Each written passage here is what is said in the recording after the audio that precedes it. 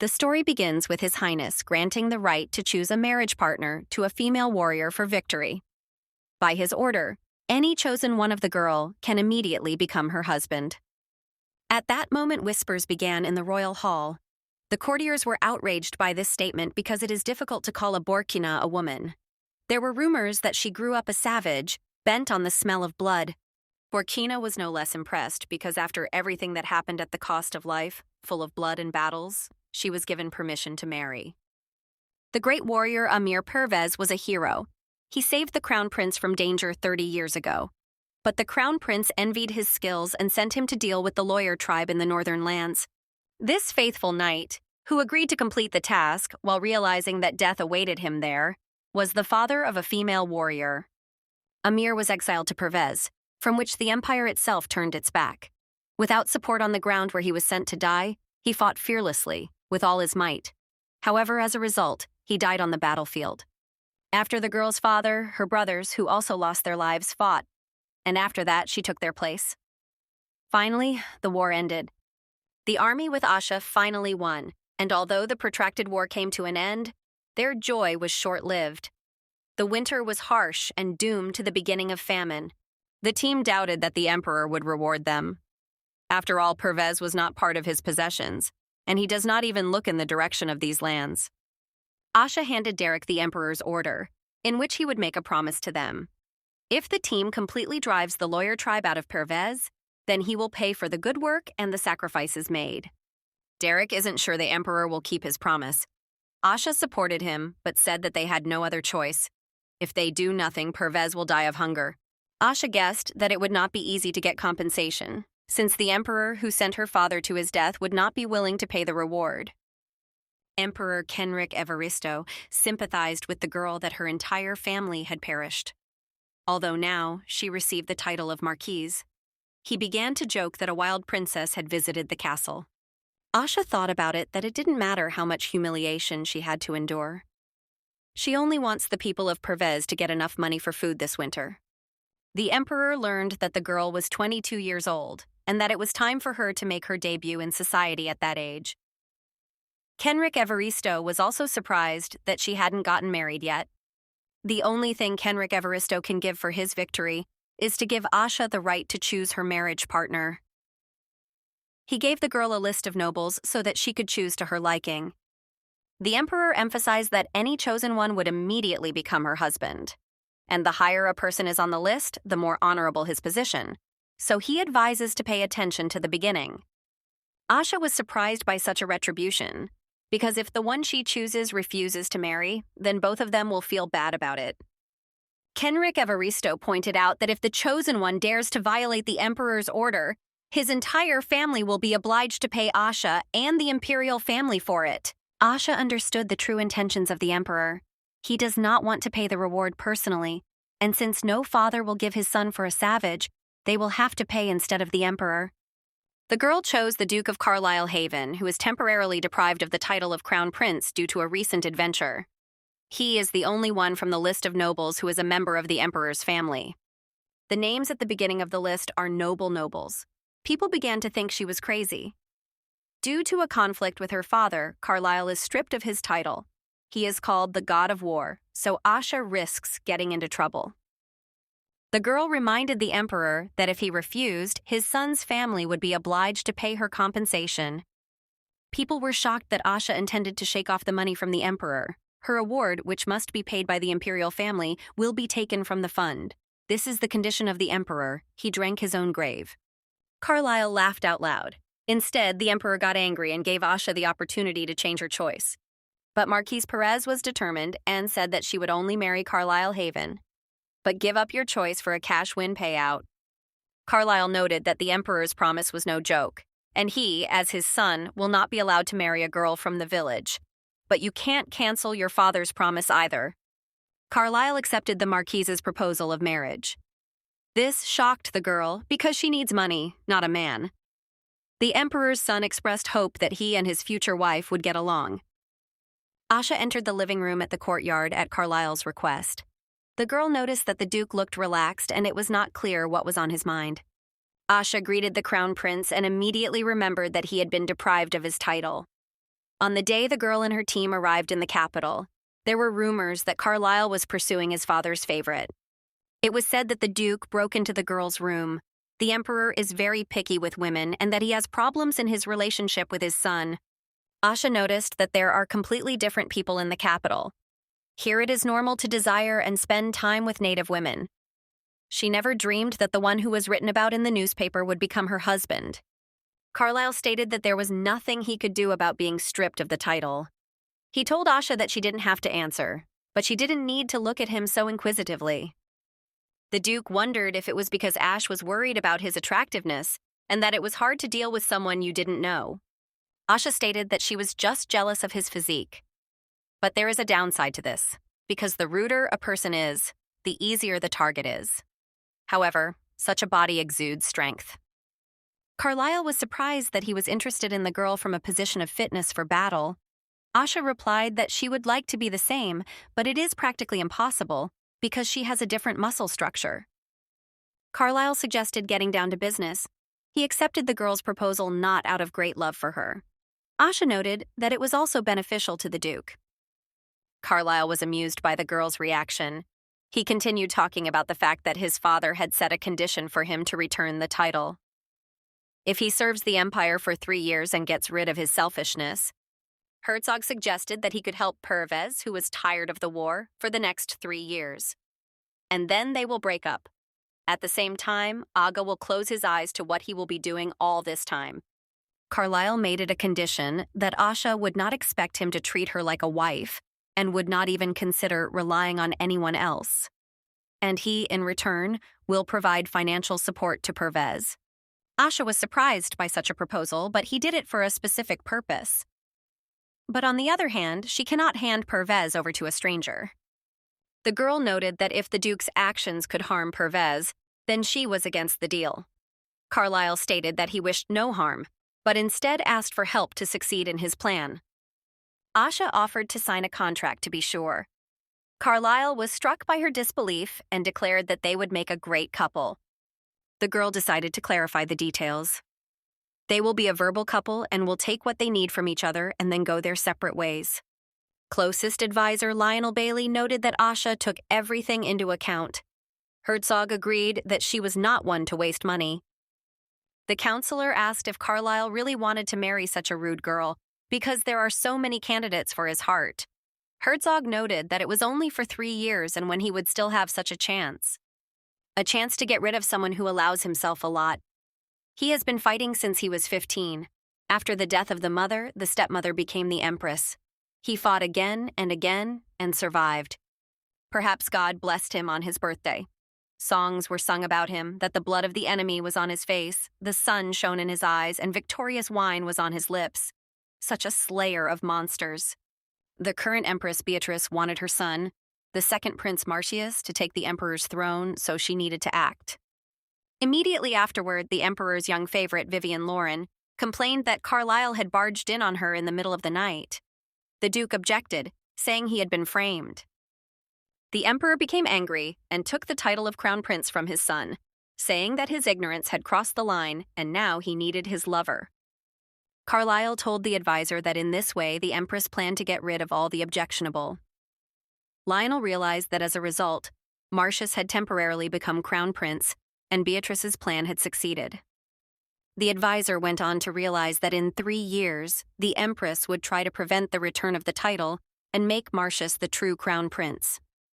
Carlyle angrily shouted that the throne was his and he would kill anyone who attempted it. He must become so powerful that the empress cannot get hold of him.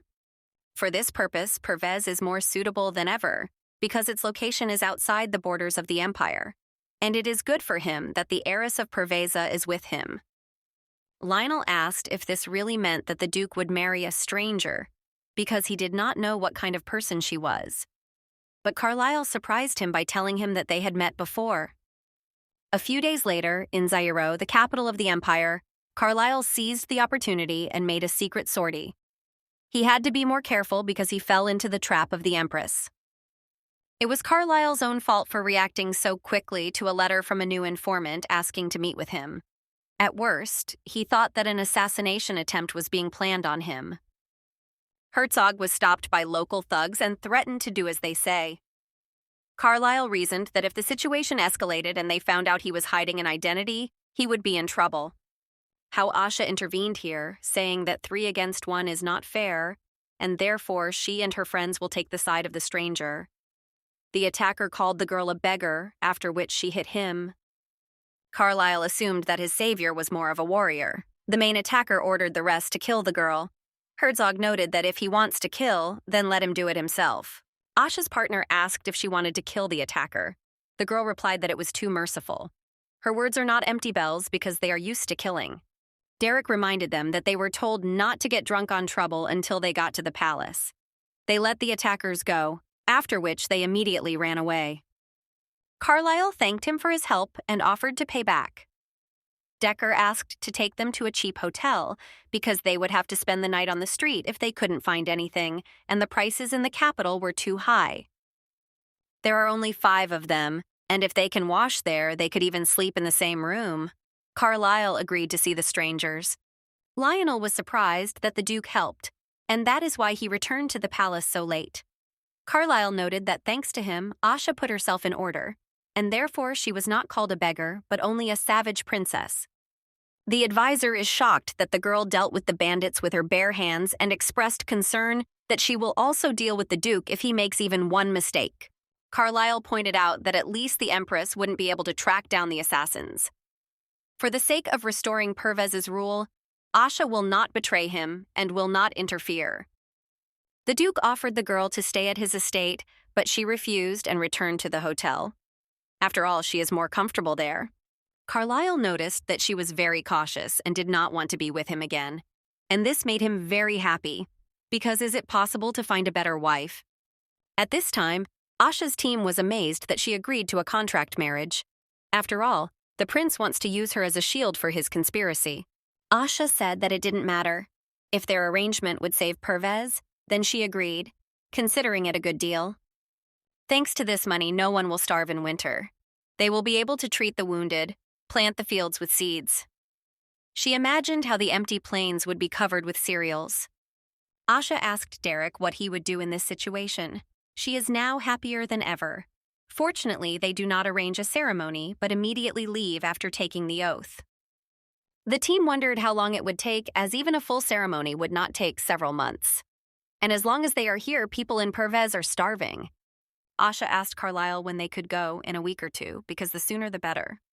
The Duke was surprised at the girl's statement. After all, it was a wedding. Wouldn't she be upset if they were in a hurry? And that's why he asked Asha why she was in such a hurry, whether the groom was waiting for her there. The girl replied that people were waiting for her return. Herzog said that he would try to speed up the preparation and ordered to give the dress for processing. Carlyle ordered the maid to tidy up Asha. The girl was scolded for being too tall, with broad shoulders, and therefore a sleeveless dress was a bad idea. They argued about how best to dress Asha. The girl came out to the Duke in a new role. Carlyle laughed when he saw it. He joked that God forbid someone on her team saw. Asha was indignant that she was not allowed to choose an outfit on her own, because in these clothes there is not even a place to attach a weapon. She doesn't know how to defend herself then. Mrs. Lopar apologized for the fact that the dress was simple, as for such an event, but the Marquise insisted. The Duke reassured her and said he had prepared something. The maid was surprised to see the necklace of the former Empress Evelyn. If you wear such incredible beauty, then only under a simple dress. She can't believe the Duke would give such a thing away. Asha noticed that they were rubies.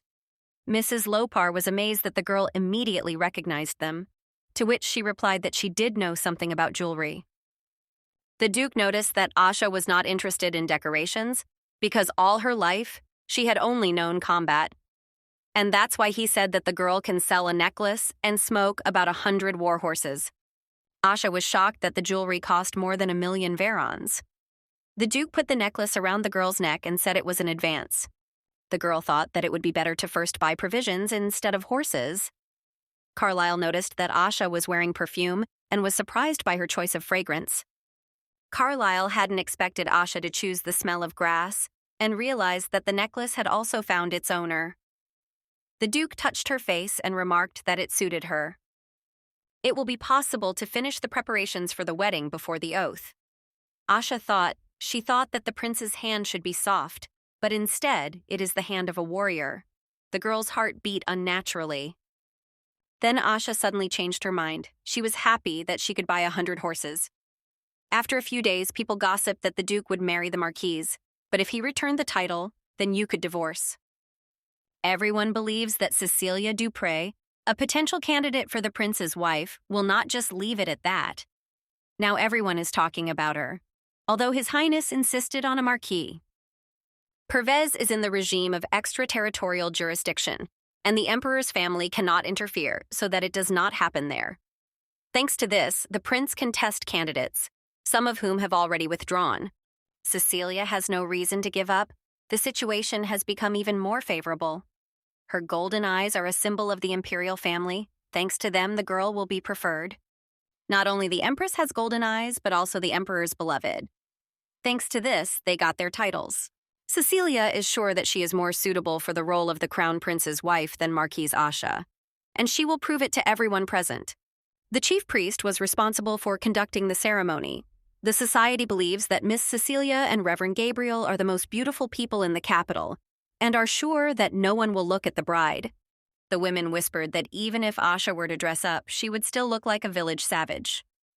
But when she entered the hall, everyone gasped. No one could believe that in front of them was the same wild princess. But the former empress's necklace attracted everyone's attention the most. Cecilia is convinced that this is just a show. The ceremony began, and the priest began his speech and blessing of the bride and groom. It seemed to Asha that these were all empty conversations, and that people in the capital had nothing to do. Carlyle, putting the engagement ring on the Marquise's finger, said that when she sold it, she should take it to an auction, because there they would give more money. The company gasped in surprise. They were fascinated by the ceremony. However, they don't know that the engagement ring is just the bride's reserve fund. Asha has the spirit of a revolutionary, which is why the Duke likes her. Asha and Carlyle signed the marriage certificate. Their marriage became official under imperial and divine laws. No one can dispute this relationship. The Marquise and the Emperor must keep their oaths and treat each other with great responsibility and sincere love. Carlyle agreed to this marriage for convenience, but he is so pleased to see the sad faces of his father and stepmother. The couple must seal their vows with a first kiss. Asha was confused at first, but accepted the fact that they needed to kiss. The Duke noted that the girl was eager to return home, but he did not want to let her go so easily. Carlyle grabbed his now official wife and kissed him hard. The girl told His Highness to behave himself, to which he replied that he just wanted to relieve boredom. The high priest remarked that Lord Rappelt was watching, and therefore the couple must be pure in body and soul. The Duke scornfully replied that the Lord would understand the passion of the newlyweds. Asha dreamed of returning to Perves as soon as possible, but she needed to stay. Therefore, the girl told Decker to go first to deliver some goods and arrange rooms for the Duke. Derek was worried that he didn't know how to explain this to people. In the end, the team arrived in Perves and told the whole story of the marriage and the agreement with the Crown Prince to the local residents. The people of Perves were not satisfied that the Crown Prince would live on their lands for 3 years, because they asked to bring food. The team was worried about Miss Asha because bandits attacked them on the way to Perves. Carlyle foresaw this, and therefore sent a team of knights with them. Derek worried that Asha was immersed in routine affairs and had a lot at stake. After all, the Marquise is not a member of the Imperial family. But the man decided that it would be better to think about the task given by Asha. She only needs money, and in return, the prince needs to be provided with housing. The team has a month to prepare everything. Derek doubted if the prince's intentions were true, if he was really on their side, and if he was putting Asha in danger. Sometime later, in the Imperial family's house, Carlyle transferred the responsibility of protecting the south of the empire to Marcius. After all, he is now the heir to the throne. Carlyle fought on the battlefield because it was his duty as crown prince. And that's why Marcius now has to get rid of monsters 2 or 3 times a year and resolve small conflicts. The man was happy as the faces of his father and Marius changed. They had previously planned to exile Carlyle to the war, but now he is going to Perves, which is outside the empire. The emperor decided to change the topic of conversation. He offered to talk about the budget that Carlyle had requested. He demanded dowry and moving expenses. Kenric Evaristo understood that all of Carlyle's dowry would go to Perves, so he wanted to lower the demands. Marcius supported his father that less than 50 million varins would be enough to live there. Carlyle advised his brother not to be so frivolous because he had never been to war before. Perves spent 28 years to defeat the Lures. A lot was destroyed, so it takes a lot of time and money to rebuild. Therefore, Carlyle remarked that Marcius should study better, because 50 million is not too much. The prince told his father that his brother had a lot of explaining to do. Carlyle mockingly told Marcius that he would literally have to master his craft overnight. The emperor was enraged by Carlyle's statement. Marcius, in his turn, remained silent. The duke was happy about this because his family did not even think about military affairs. Asha asked why the emperor of a superpower doesn't try to gain military power. Carlyle explained that military action is subject to the knights, and war is declared only by the ruler. However, the one who gave the last order is responsible for losing the war because he is the leader. Accordingly, if Carlyle ever lost, he would be held accountable. It seemed to Asha that Kenric Evaristo wanted to remove the duke from the imperial court. The power is in the hands of the emperor, but he is not responsible.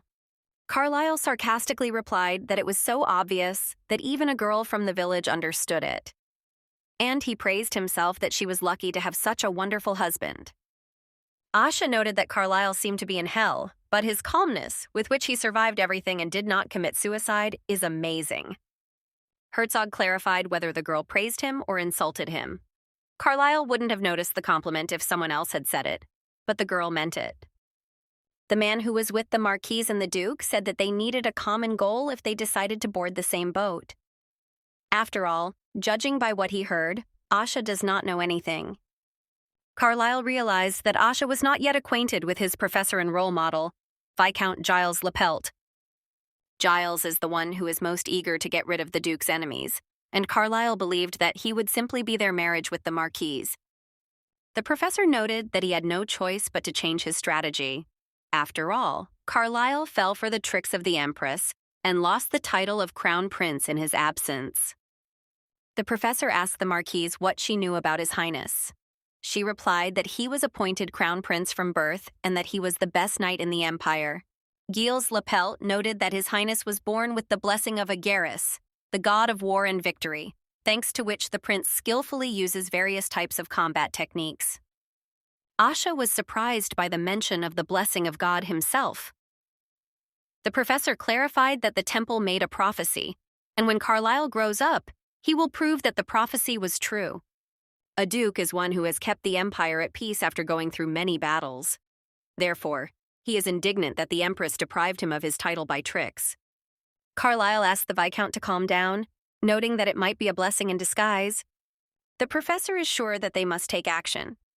After all, the Duke was falsely accused of wanting to take possession of his father's favorite. There is no need to turn a blind eye to this. Giles asked Asha to protect His Highness when the Empress and second son tried to tarnish his reputation. The Marquise said that she would protect the prince day and night. Carlyle sarcastically replied that he could physically defend himself. He needed support in politics. The Imperial family is careful about their image, so they could not object to Carlyle's choice. Thanks to the Marquis, His Highness will be able to move as far as possible and build up his power without being seen by the Imperial family. Asha is sure that the Empress will not like it. Giles claimed that the Empress would either try to seduce Asha or pressure her into divorcing the prince. Marquisa asked whether it was logical to prepare for a coup d'etat in Perves. This question worries Carlyle as well, but when he participated in the battles, the Empress increased her influence. The Duke needs to settle down somewhere and expand his own influence. His Highness should return the prince's title and rights, because society thinks so. Asha told Carlyle to take care of himself until he went to Perez, and there she and the team will not get lost in his affairs. The Marquise will protect the Duke as long as possible. The girl agrees to keep the marriage, and later, when the time comes, quietly part. Carlyle wished the girl to take care of herself as well. Asha warned the prince that he needs to take everything he needs with him, because there is literally nothing in Perves. Even if she lends him a needle, hers will be much worse. Carlyle reassured the girl by saying that he had already made a list. If he suddenly gets bored with things, he will give them away, and the girl can use them at her discretion. A few days later, the couple left and Perves. The girl noticed many boxes with things she could not even imagine something like this. Asha noticed bags of grain and remarked that if they sprouted it, Perves would get rich. The girl realized that she had made the right choice. People were delighted to see the prince. They shouted praises and wished for blessings. Asha noticed that he was loved more than she thought. The prince's advisor explained this by the fact that the whole meaning of the role of the military commander-in-chief. In order to regain your crown prince title and become emperor, you need to gain trust. The man also advised the Marquis to get used to serving Carlyle. It seemed to the girl that her husband was calculating every step. The prince tiredly got into the carriage. In 2 days they must stop at Ovendom. Carlyle caught the Marquis's strange look on him. The girl explained that she felt a great distance between him and the people who were happy about his visit. Carlyle does not understand what is wrong with his actions. After all, people are happy, and he is happy to treat them well. Asha began to speculate that the prince was putting on a show to live up to people's expectations. At first glance, this is a gimmick, a free show that everyone has come to see. The girl realizes that there is hardly anything wrong in this. This is the thinking of people from the capital. The couple's carriage stopped. One of the chief knights ordered to encamp, prepare His Highness's tent, and light a fire to prepare dinner. The guards were ordered to remain alert and to stand guard at the carriage in 2 shifts. The footman informed the couple that he had taken all the necessary things to their tent. Asha was surprised that they would share a bed. Carlyle reassured them that they would sleep separately. But if the girl is important, then the servant will move things to her personal tent. But the girl did not want to stress the lackey. Asha had heard rumors that Carlyle was looking for a wife even on the battlefield. She was very puzzled that he didn't mind sharing a tent with someone like her. The girl reassured herself that they were a couple only on paper, so there was nothing wrong with that. Asha asked that if she did something wrong, her husband would tell her about it. Asha, of course, had to sleep next to men in the open, but not with strangers and in the same tent, although this is expected because they are conditionally married. The girl reflected on the fact that her upbringing was not treated with such care as in the homes of the capital's ladies. She realizes that her worries are worthless. When Asha was younger, she always fell asleep in her brother's room after playing. But then she did not have to share the same room with her husband. She was worried about what her parents would think when they saw this. Thanks to the arranged marriage, an incalculable amount of money and resources will flow into the hands of the Perves family. But there is a risk that they will both be in danger. The girl prayed to everyone to take care of Perves, but suddenly the image of the father appeared in his mind, who declared that she was the shield of their home, so she had to protect it. Asha agreed that there should be no slack because she had signed a contract with the Duke. She made a decision and was responsible for it. Carlyle had never seen anyone wash so thoroughly. After all, if it hits the water like that, all the teeth can fall out. Then he was surprised to notice that the water was icy. Asha began to spread herself on the floor. Noticing this, the man noted that if she likes to be tormented, then he did not refuse. Carlyle suggested that because of the proximity to the north, the water here is cooler. The Marquis warned that it would be worse in the fall. The man took off his shirt and watched Asha's reaction. He noticed her indifference, so he asked her, as his wife and temporary helper, to help him get dressed. Asha listened to the prince and took his shirt. She apologized for what she didn't understand right away. Carlyle saw that the girl was really fixated only on the clothes and was not paying attention to him. The prince was a little confused by this situation. After all, he was told that his body would conquer any woman, but it turns out that only men admire him. Carlyle continued to reason that there was no way to show off in front of a woman on the battlefield, so he had no way of knowing. Asha noticed that the prince was thinking about something, so she asked if everything was okay, to which the man bewilderedly said that she should go to sleep. Carlyle's reaction infuriated the Marquis. A servant would have done better, but the girl did not want the man to show it so clearly. Asha reassured herself that if they continue to have such a relationship, there will be no difficulties. After all, Carlyle had many women, and therefore the marquise does not interest him. The girl turned off the light and sat down on the floor. Carlyle asked if she was comfortable because the blanket was kind of weird. Asha replied that she was used to sleeping on the ground with a spread cloak, so the current conditions were great. The prince asked Perves if it was always so cold there. The girl said that she has nothing to compare it to, but the local merchants say that it is so cold that their goods can fall off. After these words, Carlyle burst into laughter. This puzzled Asha that he laughed at her answer and whether this is the etiquette in the capital. Carlyle also asked if it was the marquise who beheaded the chieftain of the lawyer tribe. The girl confirmed, saying that her father was more capable than the chief, but due to lack of men, he and his brothers died. Asha went on to say that Lakshmusha had fought for 28 years, and the spell of the killing god's necklace had kept him young. Everyone owes the victory to her father and brothers, who protected Perves from the barbarians to the end. Carlyle suggested that Amir Perves was a great warrior, and noted that his father had sent him to certain death. Those who went there and did not stay there for a year ended their lives by suicide. Asha pointed out that her father could have known about the emperor's intentions. But since Amir was threatened with death, he tried with all his might to avoid it.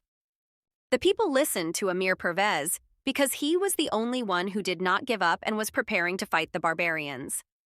Carlyle realized that Amir was the only one who did not run away from the impasse, and for that everyone was loyal to him. The prince reasoned that it would be better if a man like Amir continued to live. After all, he did not abandon Perves and spent every day in battles to save him. And Asha is the same as her father. The girl was able to force the emperor to pay her for the victory thanks to her impudence. Carlyle suggested that Asha was much grander than her father. The Duke of Carlisle also wanted to know more about Marquise Asha's brothers, but she suddenly fell asleep. Meanwhile, in the Imperial court, Marcius was worried that he would have to fight instead of his brother, but his mother, the Empress, reassured him that she had a plan. A few days later, the newly married couple reached Perves. Carlyle wasn't happy with what he saw, and it wasn't just the roads. All around are polluted fields of dirt and no people at all. Herzog noted that Asha would have to deal with the arrangement here, and asked how much money she planned to take from his father. The girl said that for medicine and food for the first time. According to Asha, 500,000 varins will be spent on the restoration of the city. But Carlyle objected, noting that it would only be enough if the girl wanted to leave this world in a year or two. The marquise had already exaggerated the amount she had given and worried about how Carlyle would react if she told the truth. Moreover, the emperor does not want to pay this amount either. Carlyle stated that Asha drew the best card possible. He correctly believes that 500,000 will barely be enough for this winter, and if they do not prepare for the next one, people will die again. Asha once again reminded that even though the castle was cleaned, Carlyle could still feel uncomfortable due to the very condition of the building. The prince has been in the pain of battle since his youth, so it is unlikely that he will complain about the conditions. The marquise was worried that the prince would think that he was not welcome here. He asked in surprise if they would really have to stay here, because how would they serve His Highness in such a place?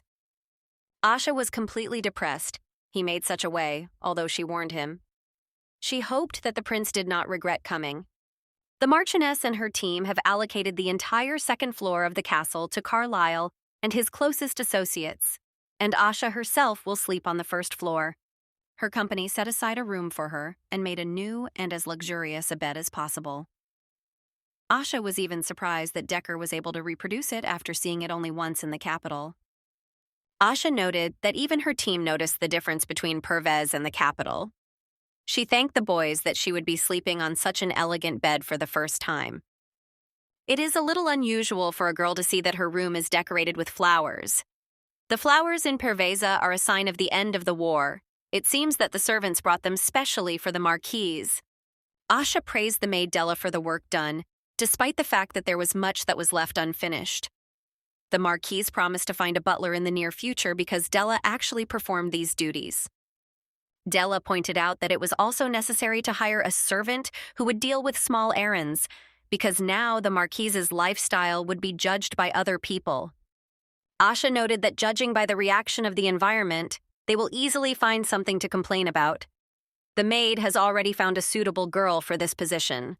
Nina Colin will clean rooms, prepare food and water for washing, and take care of clothes and belongings. Maid's duties include combing and bathing.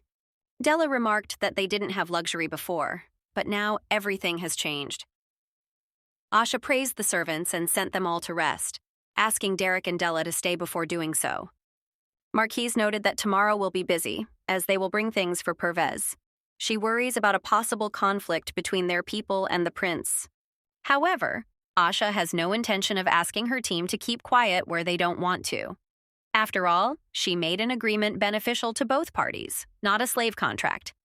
Marquise emphasized that she will stick to this approach and therefore asks Derek and Della to do everything possible for Perves's well-being. The next day, Carlyle consulted with Lionel, who allocated funds for a month to those living in Perves. However, to his surprise, no one accepted them. Those who are used to suffering are connected. The Duke thought that this was unexpected news, considering that they all looked like thugs, especially the man who was familiar with the Marquise. Although Carlyle is related to Ashoa, he has no guarantees that she will not betray him. And that's why he ordered Lionel to carefully investigate all the important persons of Perveza. Most of all, he wants the advisor to pay attention to that big guy who courted the Marquise. Lionel already found out about him. This is Derek, the eldest son of the Donovan family. They were vassals of Emir Perves, and until recently Derek was considered a contender for the hand of Asha Perves. Carlyle noted that the man was strong, so he would look good with the Marquise. Meanwhile, the Empress found the chief priest in the temple in order to talk about the future of the empire. A week later, the situation in Perves improved significantly. There are no problems with providing treatment, provisions are distributed, and the people are satisfied with their share. Asha praised Derek as it was largely to his credit that he allocated resources clearly. The man explained, saying that the Marquise also helped all night. Today they distribute flour, salt, and yeast. Since they are no longer afraid of hunger, people will be able to allow themselves to cook bread. Moreover, the public oven was repaired. The Marquise clarified whether there was enough for distribution. Derek reassured her by saying that they had ordered with stock and that they would receive the seed application tomorrow. Nowadays, everyone is puzzling over how to plan sowing. Derek is excited that they will finally be able to grow crops on the land. He did not expect to see this at his age. Derek is sure that Perves can be rebuilt, and he will follow it up. Asha learned that Carlyle bought all the remaining wood from the inhabitants of the northern villages. This wood is special because it has been made fire-resistant, so it will not catch fire easily. Asha was shocked at what the Duke had ordered without her knowledge. The Marquise was lost in speculation when Carlyle managed to do it. Not in Perves, hardly by road, rather in the capital. She is sure that even her life is not worth that much. Asha doesn't know what Carlyle needs from her, but since he made her dreams come true, she's willing to do anything for him. The Duke wanted to see the Marquise, so he called her to his rooms. He asked how things were going. The girl thanked, saying that everything was better than she expected. Carlyle noted that he allocated a lot of money and goods, so he wants to know how Asha disposed of them. The Marquise apologized, saying that he should have been informed. Asha didn't think that Carlyle was interested in Perves's recovery progress, but if he wasn't, he wouldn't have given so much money. The Marquise indicated that she would report back to him immediately. The Duke was surprised before he could say anything. Asha had already run to get the necessary information. Lionel noted that the Marquise was not one to embezzle money. Carlyle didn't think that was possible. After all, Asha could simply take as much as she wanted, but she didn't. Misappropriation of public funds is a very common phenomenon and is considered the norm. Carlyle is sure the Marquise is keeping double-entry books or something. The fact that Asha prepared everything in advance speaks of her pedantry, but the Duke is convinced that there will be inaccuracies. The Marchioness quickly returned with all the documents, where there was a plan for the use of the materials that the Duke had kindly provided. There was everything related to food, seeds, and medical expenses. Carlyle was convinced that Asha really hadn't misappropriated anything, because the report was perfectly structured. He clarified if there was anything registered in her name. The Duke meant finances from the Marquis' coffers. She did not quite understand how replenishing her coffers could help rebuild Perves. Carlyle asked what she planned to do with the necklace and wedding ring he had given her at the wedding.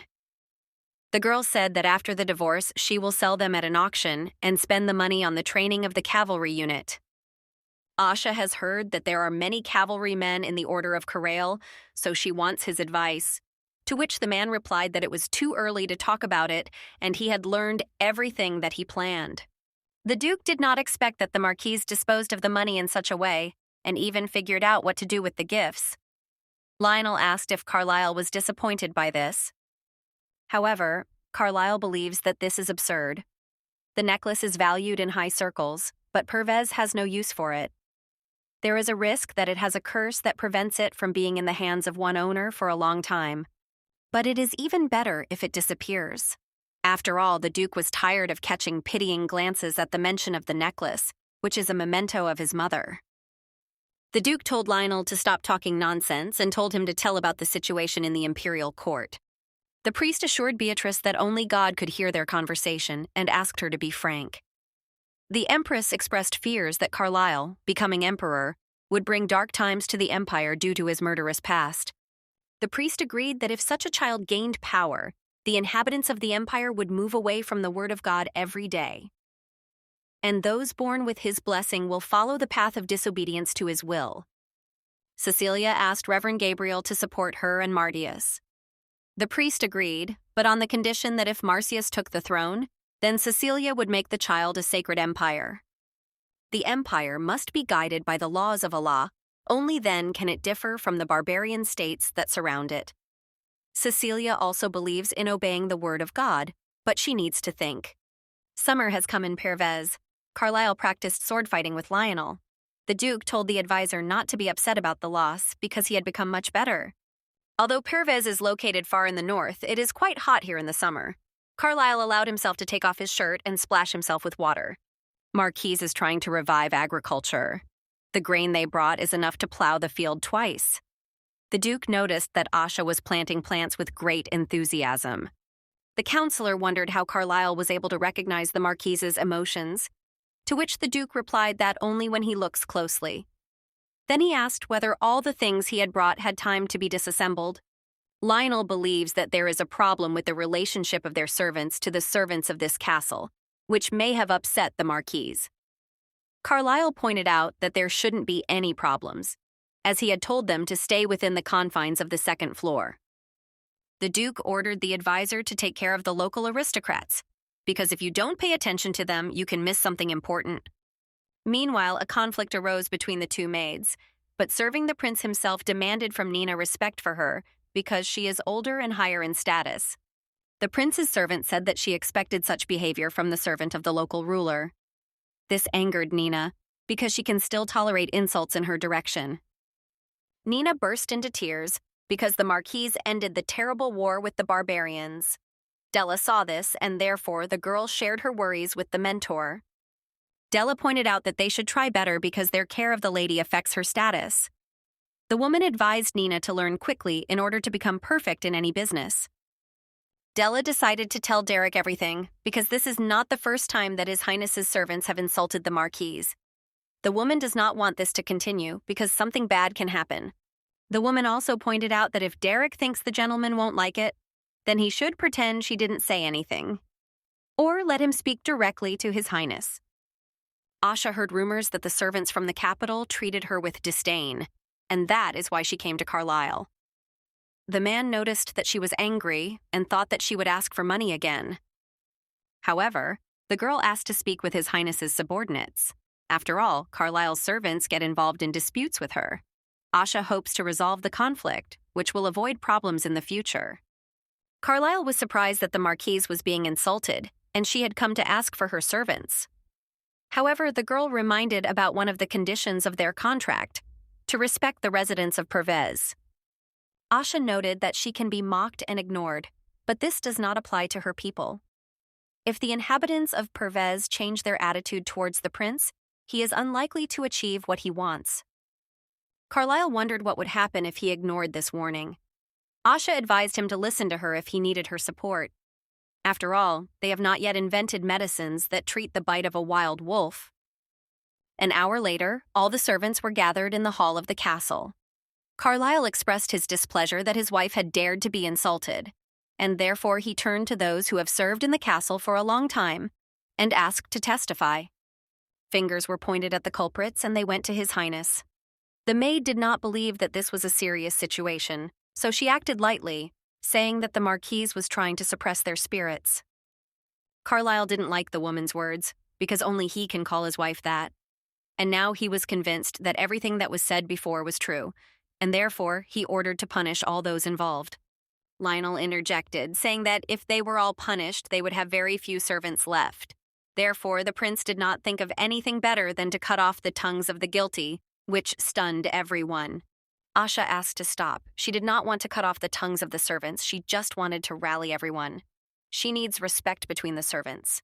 Asha is not just a girl, but the wife of Carlisle Haven himself, so for such neglect they must pay a similar price. But the girl herself sometimes does not believe that this role suits her. The Marquise recalled Lionel's words that Perves lacked hands, and so how is Carlisle going to cope until their tongues heal? Asha stated that life is not the best, but as long as they live here, they have to support each other. Even if there is a conflict, it is important to try to understand the interlocutor. Marquise understands that Perves is harsh and stuffy for people from the capital, but he protects the borders from barbarians and local residents sacrifice themselves. And therefore Asha asks not to offend any of them. Carlyle added that even though they had been guilty of disregarding the princess's authority, they had all escaped punishment thanks to her mercy. The prince noted that the servants should not wait for a second chance and ordered them to use what they were given wisely. And as a sign of reconciliation, Carlyle invited Asha to have dinner together. But the girl with a sly smile noted that there was no fight for reconciliation. Therefore, she left with her head proudly raised, making the prince think about how he should have dinner with her. Cecilia pondered over the words of St. Gabriel for several days and decided to agree to his condition. The empress asked the priest to share his wisdom. Since Carlyle went to Perves, which is not under imperial jurisdiction, they cannot interfere there. She tried to prevent his marriage to the Marquise. Gabriel noted that His Highness is trying to protect the most valuable weapon, and Lord Levato always watches over his subjects, so they will still have an opportunity. Cecilia wondered how the gods could help them. The priest reassured her, saying that when the time comes, everything will become clear to her. At the beginning of September, residents of Perves were preparing for the harvest. They couldn't wait to harvest from their own gardens. Suddenly, the bright sun was covered by a dark cloud. Residents thought a thunderstorm was coming, but the cloud was too close to the ground. Then, one of the old men said that he had seen something like this 28 years ago, and that they were being attacked by barbarians. Carlyle noted that the situation in Perves had become more stable, so it made sense that they were still giving out so many resources. Lionel agreed that materials and money were important, but the Marquise was doing well. At first, the prince thought that Derek was just an escort, but he turned out to be a surprisingly capable man. Lionel added that all residents of Perves are amazing, and to some extent more active than residents of the capital. Rumors about Perves turned out to be speculations and superstitions. Faith and loyalty that cannot be found in large places is found in Perves. A letter arrived from the Earl's family stating that they had sent proof of their loyalty.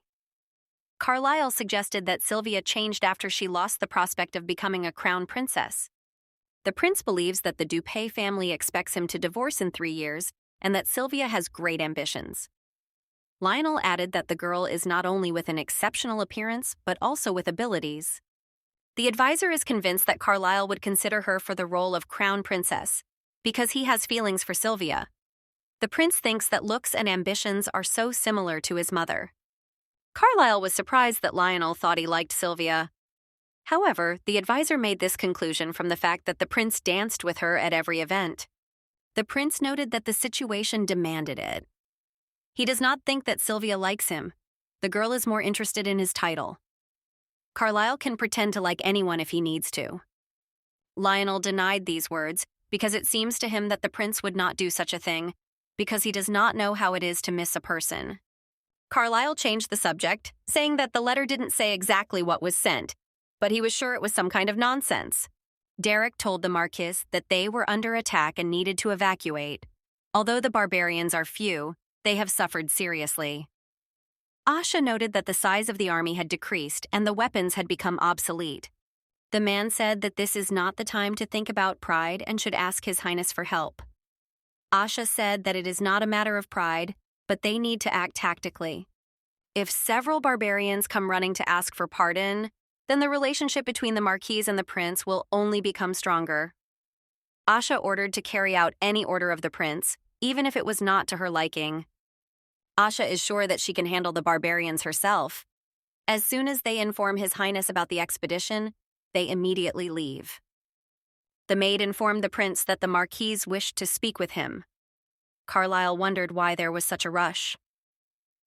Asha thought that he must already know about the sudden onslaught of barbarians. The Marquis stated that the Yigrum tribe, one of the few in the Forsaken Lands, had invaded their lands, so she would go there to protect the borders. Carlyle asked if there was anything he could do to help. Asha asked that if she died, then the prince would become Margrave of Perves and also fulfill his promises. Asha seemed to be about to die. The prince asked what else he wanted to ask.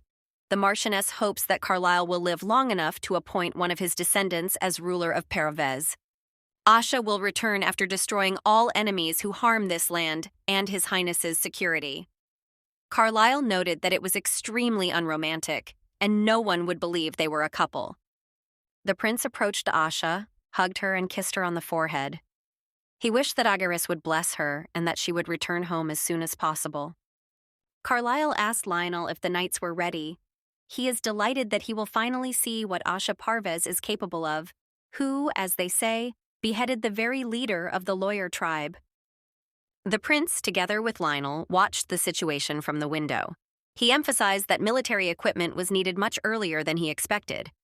Carlyle was shocked that Asha, being the commander, went on the offensive. Lionel suggested sending knights, but the prince said it was too early for that. She didn't need the help of those she didn't trust. Asha asked her assailant if he had heard about her from the lawyer tribe, as he was facing the same fate as Lakshmusha. The Marchioness masterfully dealt with her enemies. Even Carlyle emphasized that she was mad. The prince finally understood why Asha was not fascinated by jewelry and other valuables, because in the face of death it did not matter. He saw that she was not only a great warrior, but also an excellent strategist. Asha kills enemies in a dangerous but effective way. Now the prince has no doubt that it was the Marquis who killed the leader of the lawyers. He wants to go out and fight with her side by side. However, the Marquise did not ask Carlyle for help because she wanted to show him this side of her personality.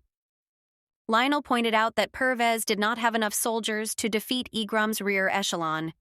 If they fall, the load on the knights will increase. Carlyle decided to agree with the advisor. The prince ordered knights to be sent to defeat those rats. He thought he might as well join them and help his wife.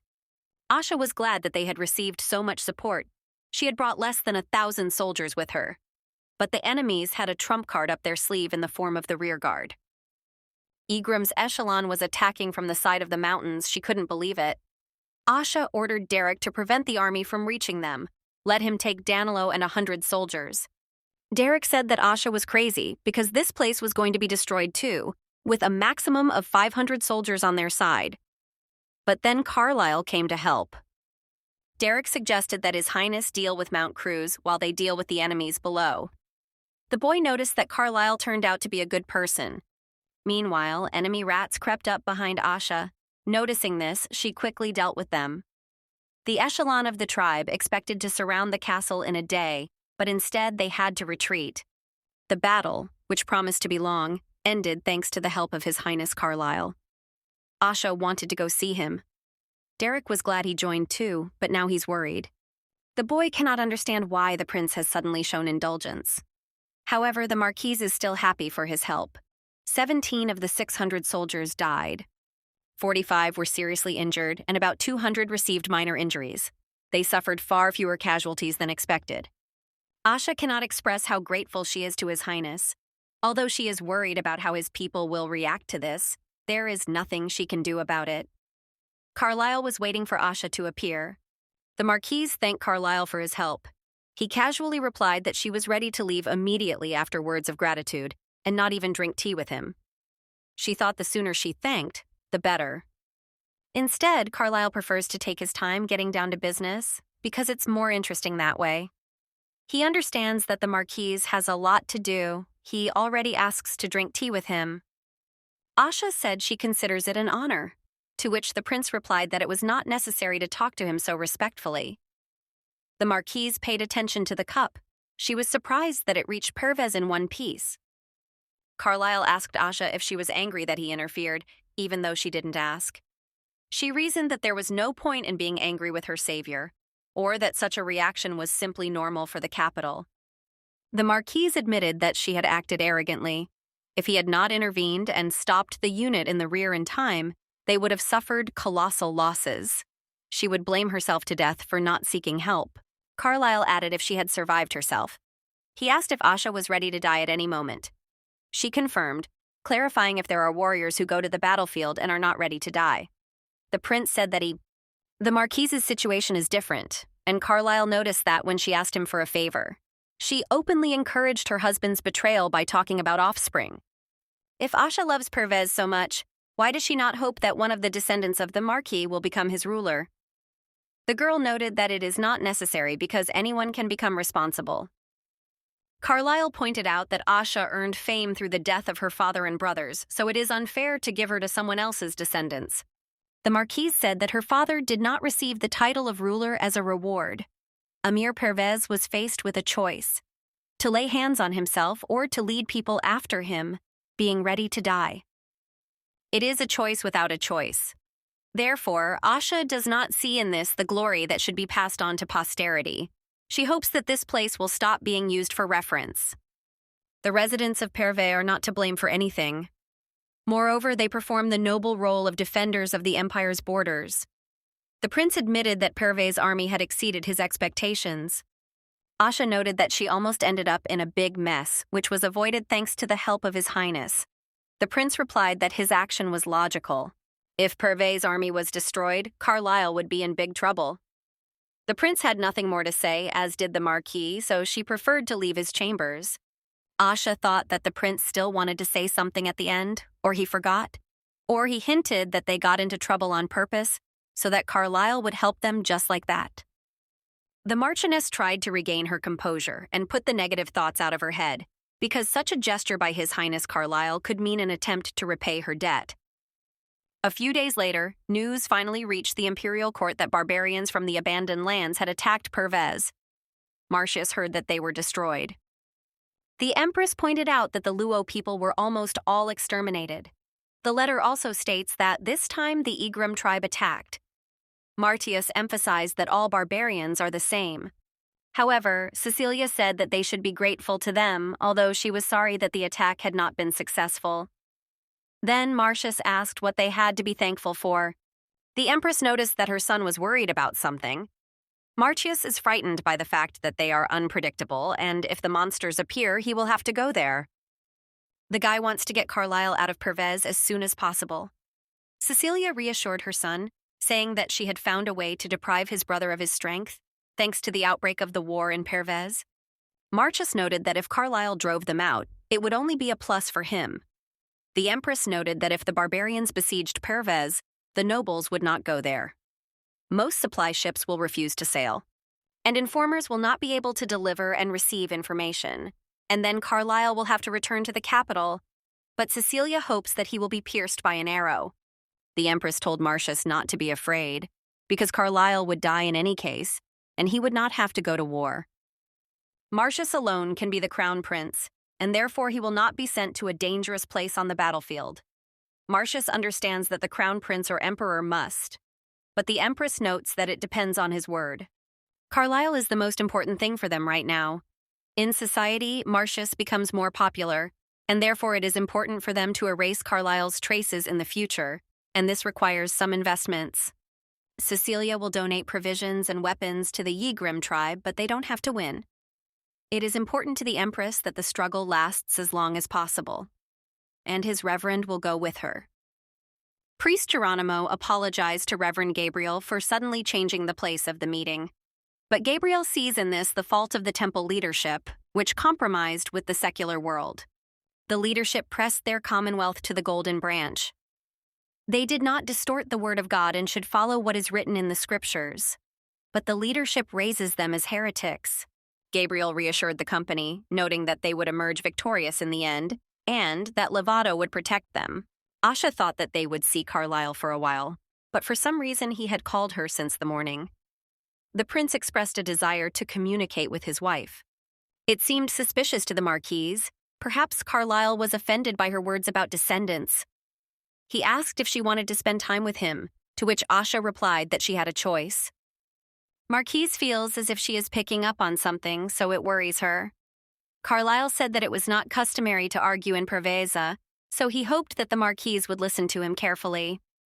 It worries Carlyle that it's been 3 months since he arrived and they still haven't had an honest conversation, even though they're a couple.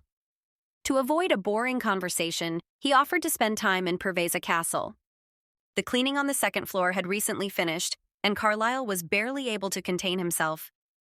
Asha declared that there was nothing shameful there, especially since she had warned him in advance about what was going on here. The Marquise added that the people who used the castle kept it clean. But the prince is convinced that it was dirty and there was no furniture. And then the Marquise realized why the prince's servants were shocked. She could not take care of the castle because of the war. And that's why I had to sell all my things or give them away for firewood to survive the winter. Carlyle was shocked by these circumstances. There was no wood in Perves because everything that was in the mountains was burned by the lawyer tribe. Therefore, such things as dressing tables and clocks are unnecessary and have become fuel. The prince heard that there were 20 times more barbarians. Asha objected, saying she was in her 50s. They attacked again and again. The father stopped them. Marquise admitted that she was embarrassed about such a thing with a man who had received the blessing of the god of war Agurus, but she believed that her father was a warrior from God. The prince did not deny this. Carlyle believes that if the war was won against forces that were more than 20 times their strength, then Amir is definitely a warrior from God and he respects him as a knight. The prince is very sorry that the first person Amir met from the Imperial family was his father. Asha did not expect someone from the Imperial family to say such a thing. It seemed to Carlyle that there were not enough paintings in the castle. He was interested in why there were no portraits of Amir or other family members. Asha replied that the war lasted 20 years. They had no time to paint. The prince objected, saying that it is not the model who spends time, but the artist. It is enough to give him half a day a week. But the Marquise does not think so. No artist would agree to come to Perves to paint, because only death would await him here. Carlyle warned that sooner or later they would have to make a portrait to hang in the castle. Asha asked him why. The prince would like the Marquise to remember him, and if they start to have a shortage of wood, then he forbids to destroy it, but let it remain for posterity. High Priest Ares cannot take much time from a busy person, so he suggested that they hurry up and start their meeting today. 3 months have passed since His Highness Carlyle went to Perves. They seek to take measures because a person who was born with the blessing of God does not live according to his principles. The community believes that the prince hides behind aspirations, stays away from the temple, behaves proudly, and leads a promiscuous lifestyle. And at the same time, he longs for mercy from his father. His Highness's sins are unforgivable, and it's not just Carlyle Evaristo's problem. Imperial nobles are generally ignorant and filthy scum. It is easy for them to cut other people's hearts. For Priest Gabriel, the only way out is Elohism, because before God everyone is equal, and even God does not dare to rule them, so why do the nobles put themselves above others, as if they have the right to do so? The texts emphasize that people should not be separated by their status or wealth, but the empire fell because of corruption. The only true way is to create an honest empire under the will of God. Gabriel is going to establish a holy empire. For this, it is necessary to help a prince who supports their views. They need to help Prince Marcius take the throne. As long as Prince Marcius gradually ascends, the clerical community must destroy the people's positive impression of Prince Carlyle. A few days later, Sylvia was on her way to Perves. The road was terrible. If the coach had not been so well made, it would have been in trouble long ago. Elan Dupé is sure that his sister is wasting her time because if she didn't succeed in the capital, then even more so in Perves. They won't give her any pasta there, They don't have the concept of a social circle. But Sylvia wants to be the crown princess. As always, she does it all for the sake of getting the title. Another brother, Dylan, mockingly said that no one would love her like that. The girl believes that her older brothers will not understand her. After all, one took possession of their house by birthright, and the other got the business for the same reason. For Sylvia, making Carlisle Evaristo the crown prince is the only way out to become empress. The lord informed Carlisle that proof of the Dupay family's loyalty to him had arrived at the castle. The prince was shocked that it was Sylvia Dupay. As stated in Cecilia's father's letter, she is here to help His Highness and prove the Dupay family's loyalty. The prince thought that Cecilia would provide the evidence, and not be the one herself. Carlisle was uncomfortable asking, but he wanted to know how the girl was trying to help. Cecilia mentioned the dovetail of her house. The prince had heard that it was the largest training center in the entire western region of the empire. The girl added that the fastest way to spread and collect news. In fact, Carlisle knew that the dovetail was famous for its trained pigeons. This is one of the reasons why he considered Cecilia for the role of his wife. The girl noted that she is one of the most talented leaders with a dovetail. This information interested Carlisle because Cecilia can get a lot of help. Cecilia added that she can help follow the situation in the capital. She decided to tell about a rumor that had recently started spreading in the capital. People started comparing Carlisle to Prince Martius. The number of those who despise him is growing. They say that Martius is a genius in the field of scientific research. It is stated that Marcius could not express himself because of Carlisle's attacks. Attempts were made to assassinate him from a young age, and this is considered the reason why Marcius cannot hold a weapon in his hands. Carlisle's team is unhappy because it's all a slander. According to the data of the dovetail, this is all the work of the priest of the Church of Elaha, and the greatest influence is Gabriel Knox. Lionel believes that it is necessary to put someone on the side of the pontiff. Lord Bailey believes that it is first necessary to find out exactly which priests are included in the imperial court. The pontiff is known for his conservative and cautious character. Guilt therefore wonders how he could have allowed something like this to happen. Carlisle thanks Cecilia for the information. Cecilia noted that her house would always support the prince with all its might. The girl herself swears that she will never betray him, as she wants to possess the greatest power available to a woman. Carlisle replied that this was encouraging and welcomed her to the castle. It is not easy to stay in Perves, so I asked if everything would be all right with Cecilia. But the girl noted that she was preparing. Carlisle ordered Lionel to allocate the ladies' rooms on the second floor. He said that he would also call the mistress of the castle so that they could say hello. Cecilia replied that it was her honor. Cecilia will meet the Marquise in person for the first time, so she wants to pull the right strings. At that time, Asha was engaged in a workshop near the fence. Carlisle apologized for taking the Marquise away from her work, because he was planning to introduce her to a new person who would stay with them. Cecilia greeted Asha and said that she was glad to meet her. Asha realized that for the sake of this girl, the prince asked to open the gate immediately. But she did not think that the noblewoman was so young. The Marquise assumed that the road had tired Cecilia because they were still being rebuilt. But the young lady confidently stated that she was ready for this, but it was difficult for her maid. Carlisle stated that Cecilia would live in one of the guest rooms on the second floor. The young lady noticed that the Marquise ignored her words. Cecilia noted that Asha's room was on the first floor, so she expressed regret that hers was on the second floor, as was His Highness. She hopes this will not cause misunderstanding.